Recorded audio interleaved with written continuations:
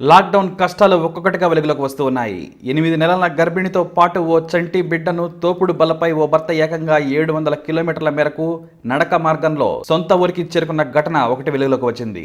ఇప్పుడు మరో ఘటన కూడా మనం చూస్తూ ఉన్నాం. సూట్ కేసుపై బిడ్డను పడుకోబెట్టి దాన్ని లాక్కుంటూ ఓ మహిళ 800 కిలోమీటర్ల దూరం నడుచుకుంటూ సొంత ఊరికి చేరిన ఘటన ఇప్పుడు వెలుగులోకి వచ్చింది. తమ సొంత ఊళ్ళకు వెళ్లేందుకు ఎన్నో ప్రయాసలు పడుతూ ఉన్నారు. ఇలాంటి వాటిలో కొన్ని సంఘటనలు మన గుండెలను పిండేస్తున్నాయి, మనసులను కలిచివేస్తున్నాయి. నిప్పులు కక్కే ఎండలో తమ బిడ్డలను భుజాలను వేసుకుని కాళ్లకు పని చెబుతున్న కార్మికుల కష్టాలు వర్ణాతీతం.